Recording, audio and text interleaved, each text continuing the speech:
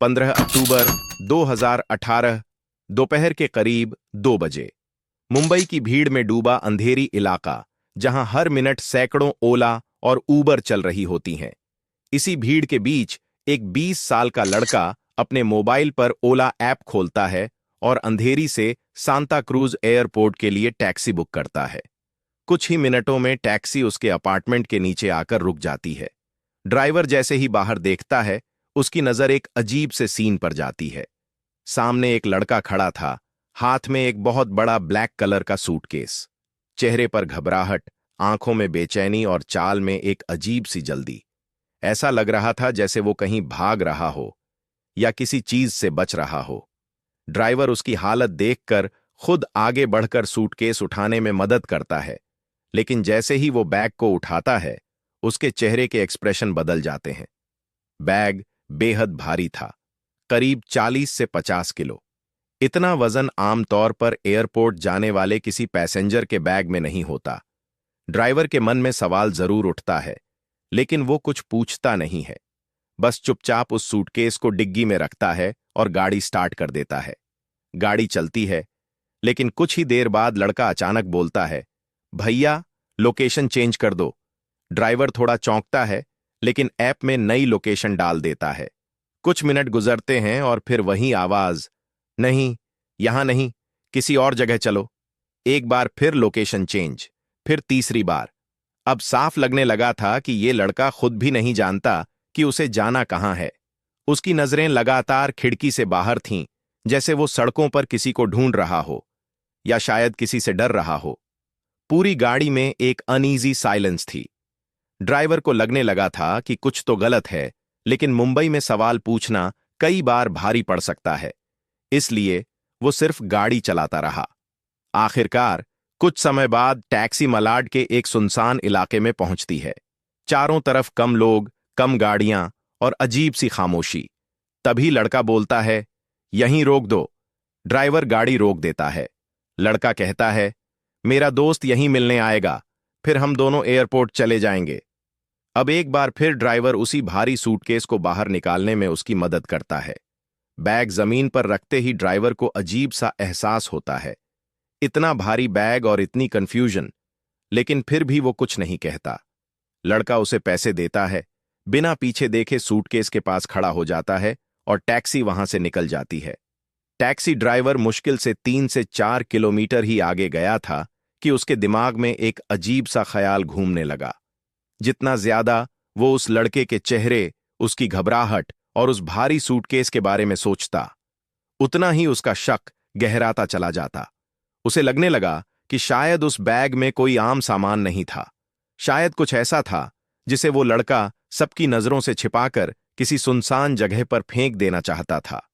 यही सोचकर उसका दिल तेजी से धड़कने लगता है। अचानक वो फैसला करता है और बिना वक्त गंवाए अपनी टैक्सी को यू टर्न लेता है। कुछ ही मिनटों बाद टैक्सी फिर उसी सुनसान इलाके में पहुंचती है, लेकिन वहां का नजारा अब और भी ज्यादा डरावना था। वो लड़का वहां नहीं था। सड़क खाली पड़ी थी, चारों तरफ सन्नाटा, लेकिन झाड़ियों के बीच उसे वही बड़ा सा ब्लैक कलर का सूटकेस पड़ा हुआ दिखाई देता है। ड्राइवर का दिल बैठ सा जाता है। वो गाड़ी से उतरता है, आसपास खड़े कुछ लोगों को आवाज देता है। धीरे धीरे कुछ लोग जमा होते हैं, सब मिलकर उस सूटकेस को झाड़ियों से बाहर निकालते हैं। जैसे ही बैग थोड़ा सा खुलता है, वहां मौजूद लोगों की चीख निकल जाती है, क्योंकि उस सूटकेस से एक इंसानी हाथ बाहर झांक रहा था। वो हाथ पूरी तरह अकड़ा हुआ था। माहौल में दहशत फैल जाती है। किसी के भी मुंह से आवाज नहीं निकल रही थी। उसी वक्त वहां मौजूद एक व्यक्ति नजदीकी पुलिस स्टेशन में कॉल करता है और पूरी बात बता देता है। कुछ ही देर में मुंबई पुलिस मौके पर पहुंच जाती है। पूरा इलाका सील कर दिया जाता है। पुलिस जब उस सूटकेस को पूरी तरह खोलती है, तो अंदर का मंजर देखकर वहां मौजूद हर शख्स सन्न रह जाता है।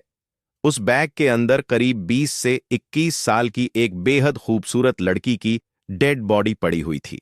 शरीर मोड़ा हुआ, चेहरे पर खामोशी और आंखों में मौत की ठंडक। अब यह साफ हो चुका था कि टैक्सी ड्राइवर का शक बिल्कुल सही था। वो लड़का पूरे शहर में एक लड़की की लाश लेकर घूम रहा था। पुलिस लड़की के कपड़ों को देखकर अंदाजा लगाती है कि वो किसी अच्छे और पढ़े लिखे घराने से थी। उसके कपड़े साफ थे, एक्सपेंसिव लग रहे थे। लेकिन सबसे बड़ी परेशानी ये थी कि उसके पास ना कोई मोबाइल था, ना कोई पर्स, ना कोई आईडी प्रूफ।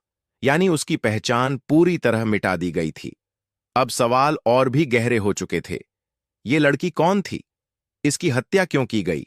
और सबसे बड़ा सवाल, वो लड़का कौन था जो इतनी बेरहमी से लाश को सूटकेस में भरकर शहर में घूम रहा था? अब पुलिस अपनी इन्वेस्टिगेशन शुरू करती है। सबसे पहले ओला टैक्सी ड्राइवर को थाने बुलाया जाता है।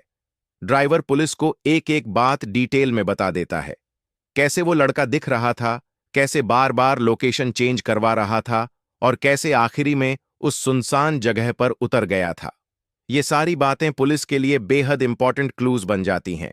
क्योंकि टैक्सी ओला से बुक हुई थी, पुलिस सीधे ओला की एप्लीकेशन से उस बुकिंग की डिटेल्स निकाल लेती है। वहीं से उस लड़के का मोबाइल नंबर मिल जाता है। एक तरफ पुलिस उस नंबर को सर्वेलेंस पर डालकर उसकी लोकेशन ट्रेस करने की कोशिश शुरू कर देती है। वहीं दूसरी तरफ आसपास लगे सीसीटीवी कैमरों की फुटेज खंगाली जाती है और इन रिकॉर्डिंग्स में वो लड़का साफ दिखाई देता है। वही घबराया हुआ चेहरा, वही ब्लैक सूटकेस और वही मिस्टीरियस चाल, जो अब मुंबई के सबसे चिलिंग मर्डर मिस्ट्री की तरफ इशारा कर रही थी।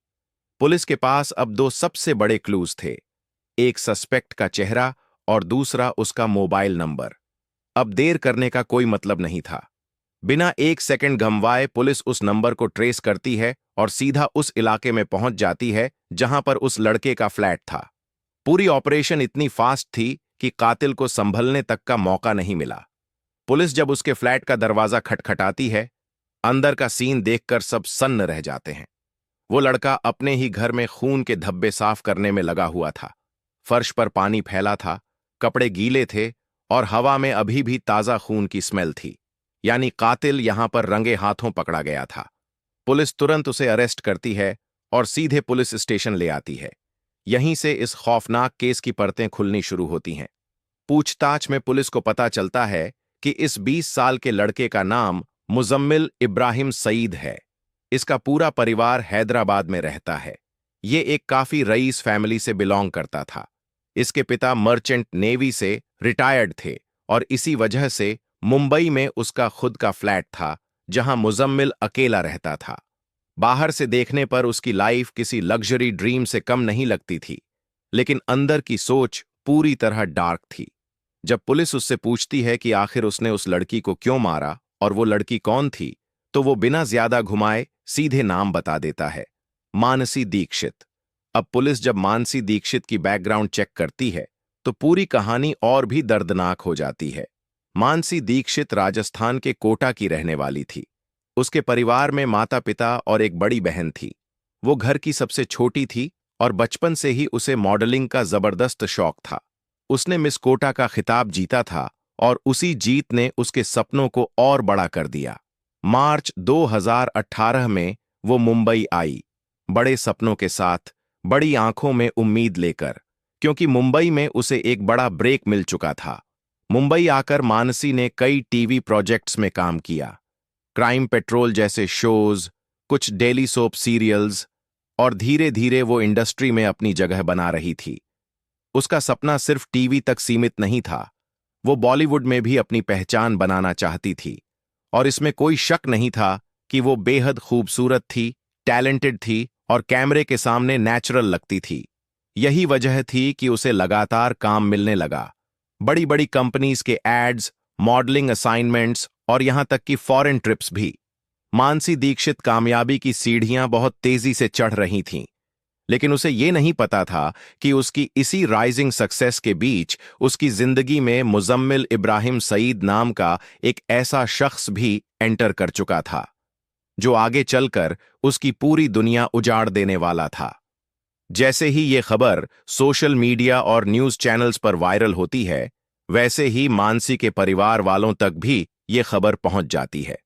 उनके पैरों तले जमीन खिसक जाती है। वो तुरंत मुंबई पुलिस से कांटेक्ट करते हैं और सारी सच्चाई बताते हैं कि उनकी बेटी मॉडलिंग और बॉलीवुड में करियर बनाने के लिए मुंबई गई थी। इधर पुलिस इंटरोगेशन में मुजम्मिल इब्राहिम सईद एक और शॉकिंग बात बताता है। वो कहता है कि उसने मानसी दीक्षित की प्रोफाइल सबसे पहले सोशल मीडिया पर देखी थी और पहली ही नजर में उसे मानसी से प्यार हो गया था। मुजम्मिल इब्राहिम देखने में भले ही एक अच्छे और रईस परिवार से बिलोंग करता था, हैदराबाद में उसकी फैमिली की अच्छी खासी पहचान थी, लेकिन पढ़ाई से उसका दूर दूर तक कोई नाता नहीं था। किताबों में उसका मन कभी लगा ही नहीं।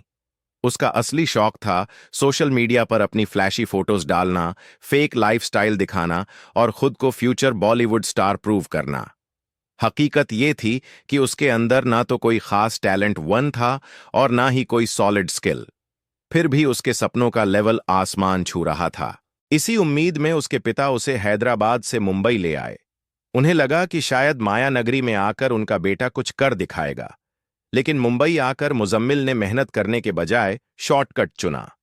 यहीं उसकी मुलाकात सोशल मीडिया के जरिए मानसी दीक्षित से होती है और जैसा कि पहले बताया गया, पहली ही नजर में वो मानसी को पसंद करने लगता है। लेकिन ये अट्रैक्शन नहीं था, ये एक सिक ऑब्सेशन था। किसी भी तरह मानसी के करीब पहुंचने के लिए मुजम्मिल एक फेक प्रोफेशनल आइडेंटिटी बना लेता है। सोशल मीडिया पर वो अपना एक ऐसा प्रोफाइल तैयार करता है जिससे लगे कि वो बॉलीवुड का कोई बड़ा इनसाइडर है। वो दिखाता है कि उसका उठना बैठना बड़े प्रोड्यूसर्स, डायरेक्टर्स और स्टार्स के साथ है। Flashy posts, luxury locations, expensive cafes, सब कुछ केयरफुली क्यूरेटेड। और यही झूठी चमक मानसी को भी प्रभावित कर देती है। मानसी खुद भी बॉलीवुड में एक बड़ा ब्रेक चाहती थी, इसलिए जब मुजम्मिल उसे बताता है कि उसके कनेक्शन स्ट्रांग हैं और वो उसे जल्द ही बड़े प्रोजेक्ट्स दिला सकता है, तो मानसी उसकी बातों में आ जाती है। यहीं से वो उसके जाल में धीरे धीरे फंसने लगती है। दोनों की मुलाकातें शुरू होती हैं, पहले रेस्टोरेंट्स में, कभी होटल्स में। सब कुछ प्रोफेशनल लग रहा था। मानसी को लगता था कि वो करियर की सही दिशा में जा रही है, कि शायद यही वो रास्ता है जो उसे बॉलीवुड तक ले जाएगा। लेकिन मानसी को क्या पता था कि जिस इंसान को वो अपने सपनों की सीढ़ी समझ रही थी, वही इंसान उसकी मौत की स्क्रिप्ट लिख रहा था। 3-4 मुलाकातों के बाद एक दिन ऐसा आता है जब मुजम्मिल के फ्लैट पर कोई नहीं होता। पूरा घर खाली था। उसी दिन वो मानसी को कॉल करता है, आवाज में कॉन्फिडेंस और वर्ड्स में झूठी उम्मीद। वो कहता है, मेरे फ्लैट पर आ जाओ, मैं तुम्हें एक इंपॉर्टेंट पर्सन से मिलवाऊंगा। तुम्हारा फोटोशूट भी करेंगे, यही शूट तुम्हें बॉलीवुड में एंट्री दिला देगा। मानसी को उस पर भरोसा था। उसे लगा कि ये एक गोल्डन अपॉर्चुनिटी है, इसलिए बिना किसी डर, बिना किसी शक के वो उस फ्लैट की तरफ निकल पड़ती है। शुरुआत में मुजम्मिल इधर उधर की बातें करता है, कभी इंडस्ट्री के नाम गिनाता है, कभी फ्यूचर प्रोजेक्ट्स के सपने दिखाता है। लेकिन कुछ ही देर बाद वो सीधा मुद्दे पर आ जाता है। अचानक उसका टोन बदल जाता है। वो मानसी से शारीरिक संबंध बनाने की मांग करता है। मानसी एक पल भी नहीं सोचती, साफ शब्दों में मना कर देती है। वो घबरा जाती है और तुरंत वहां से निकलने की कोशिश करती है। लेकिन यहीं से मुजम्मिल का असली चेहरा सामने आ जाता है। वो मानसी का रास्ता रोक लेता है और उसके साथ जबरदस्ती करने लगता है। मानसी खुद को छुड़ाने की कोशिश करती है, दरवाजे की तरफ भागती है। इसी अफरा तफरी में, गुस्से और हड़बड़ाहट में मुजम्मिल पास रखा हुआ एक स्टूल उठाता है और जोर से मानसी के सिर पर दे मारता है। सिर से खून बहने लगता है और मानसी वहीं बेहोश होकर गिर जाती है। मानसी की बेहोशी का फायदा उठाकर मुजम्मिल उसके साथ कुकर्म करने की कोशिश करता है, लेकिन किस्मत या शायद ऊपर वाले की मर्जी से मानसी कुछ ही पलों में फिर से होश में आ जाती है। अब हालात पूरी तरह बदल चुके थे। मुजम्मिल के इरादे भी पूरे नहीं हुए थे और अब उसके अंदर डर बैठ चुका था। उसे लगने लगा कि अगर मानसी यहां से जिंदा निकल गई तो सीधा पुलिस स्टेशन जाएगी और उसकी पूरी नकली दुनिया एक पल में खत्म हो जाएगी। इसी डर ने उसे कातिल बना दिया। घबराहट, गुस्सा और हवस में अंधा हो चुका मुजम्मिल एक रस्सी उठाता है और मानसी का गला दबा देता है। कुछ ही मिनटों में मानसी दीक्षित की सांसें हमेशा के लिए थम जाती हैं। एक उभरती हुई मॉडल जिसने बड़े सपने देखे थे, वो उसी फ्लैट में मार दी जाती है। अब मुजम्मिल पूरी तरह टूट चुका था। वो कोई प्रोफेशनल क्रिमिनल नहीं था। हाथ कांप रहे थे, दिमाग सुन्न था। हड़बड़ाहट में वो घर में रखा एक बड़ा सा सूटकेस निकालता है, जैसे तैसे मानसी की डेड बॉडी को उसमें फिट करता है। फिर मोबाइल उठाता है और ऑनलाइन ओला कैब बुक कर देता है। घबराहट में वो कैब सांता क्रूज एयरपोर्ट के लिए बुक कर लेता है, लेकिन उसका प्लान कहीं और का था। उसे एयरपोर्ट नहीं जाना था। उसे बस एक ऐसी सुनसान जगह चाहिए थी जहां वो इस लाश को फेंक सके। यही वजह थी कि रास्ते में वो बार बार ड्राइवर से लोकेशन बदलवाता रहा, कभी यहां कभी वहां। वो खुद भी कंफ्यूज था, डरा हुआ था, बेचैन था, लेकिन किस्मत यहां भी उसके खिलाफ थी। ओला कैब ड्राइवर की सूझबूझ और मुंबई पुलिस की तेजी की वजह से इस पूरे मर्डर केस का खुलासा महज 4 घंटे के अंदर हो गया। अगर ड्राइवर शक न करता, अगर वो वापस न जाता, तो शायद ये केस और भी लंबा और भी रहस्यमयी बन जाता। आज मुजम्मिल इब्राहिम जेल में है, सलाखों के पीछे, और मानसी दीक्षित सिर्फ एक नाम बनकर रह गई। एक ऐसा नाम जो हमें बार बार याद दिलाता है कि जब दिमाग पर हवस सवार हो जाती है तो इंसान इंसान नहीं रहता। आपने इस कहानी से क्या सीखा? कमेंट में जरूर बताइए। दोस्तों, यह था क्राइम डायरीज का एक और खौफनाक अध्याय। अगर आपको हमारी मेहनत पसंद आई है तो कृपया इस वीडियो को लाइक और शेयर करें। अगर आपने क्राइम डायरीज चैनल को अभी तक सब्सक्राइब नहीं किया है तो कृपया जल्दी से चैनल को सब्सक्राइब कर लें। हमारी नवीनतम वीडियो की अपडेट के लिए बेल आइकॉन दबाएं और नोटिफिकेशन भी ऑन करें। क्राइम की दुनिया से जुड़ी ऐसी ही सच्ची कहानियों के लिए हमारे साथ जुड़े रहें। धन्यवाद।